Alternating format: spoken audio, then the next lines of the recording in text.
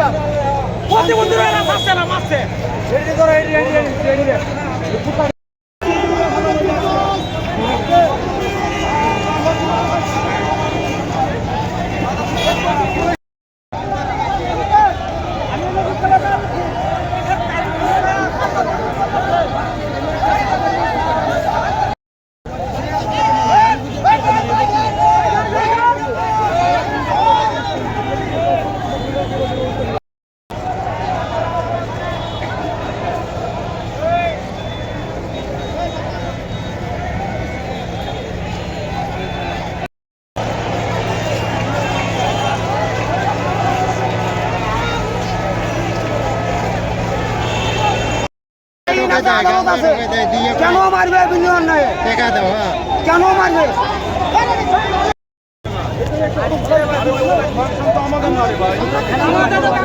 কি করে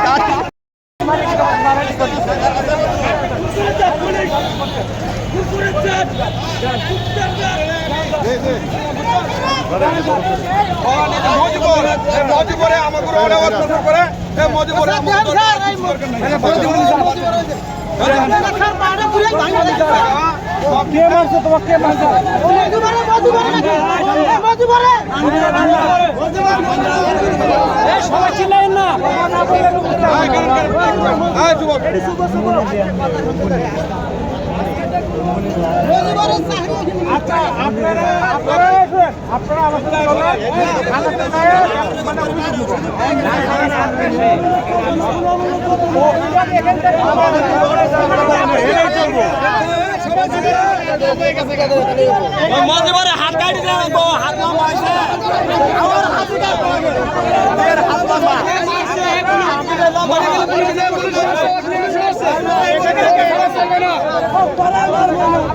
মারা যাবো পুলিশের নামে আমরা পুলিশ মারছে পুলিশ আগে জায়গা আসুক তারপরে হবো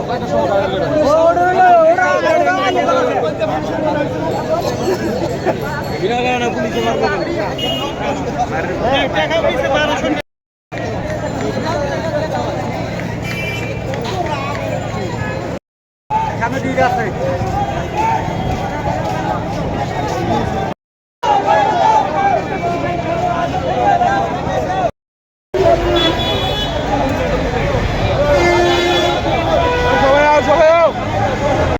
নিয়ে যায় জায়গা এনে 2-4 জন মানুষ আছে যে বিচারটা করে দিবা বিচার প্রথমে তো গ্যারেজে থাকার পরে যেমন আমার ফোন দিছে যে ভাই মনে হয় আমার এখানে গাড়ি ধরছে, তো ধরার পর আমি বলতেছি আচ্ছা ঠিক আছে, তাহলে যদি বলে দেখো তো ডাম্পিং না তো রেকার বিল যে কোনো একটা তোমার ব্যাপারটা তুমি দেখাও, কারণ এটা যদি দেখায় কারণ একটা প্রতিবন্ধী হিসেবে ও কিন্তু একটা ছাড় পায়, কারণ ও একটা চার দোকান করে খাবে তাও কিন্তু করার উপযুক্ত না। ও গাড়ি চালায় মাঝে মাঝে গাড়ি ফিরে নেবে হাঁটা লাগে, বাড়ি নাই তো ভিতরে পুরো এখানে পুরো প্লেন এখানে এখানে আপনার বাটি ভেঙে গেছে আর আগুনে কাটে। তো সেক্ষেত্রে বলছে আচ্ছা ঠিক আছে দেখো কি বলে, পরে লাস্টে আমার বলতেছে ভাই আমার মারছে। তা আমি বলতেছি গাড়ির সরকারি আইন যেটা হয় হয়তো রেকার বিল নয়তো বা ডাম্পিং দুটার একটা হবে, উনি গায়ে হাত তুলবে কেন? গায়ে হাত তোলার ইখতিয়ার তো নাই, ও তো সন্ত্রাসীও না চাঁদাবাজও না চোরও না, ওকে মারবে কেন? আমার কথা হলো এইটা, আমি আইসা তাদের কাছে জিজ্ঞাসা করছি স্যার আমার এটার বিচারটা দেন আপনারা, তো সঠিক বিচার চাই আমি। তো সে আমার বুঝ দিতে চাই, আমি তো বলছি বুঝ দিতে চাই ভালো কথা,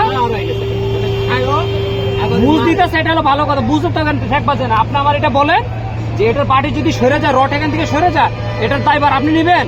তো উনি বলতেছেন আমি নিব না। তো ওনার আর এক অফিসার ছিল, ওনার জিজ্ঞাসা করছি আপনি নেবেন? তো আমিও নিব না, ওটা যে করছে সে নিব। তো আমি বলতেছি আপনি তো সিনিয়র কি জন্য, আপনি একজন টিআই, আপনি এটা বলতে পারেন না?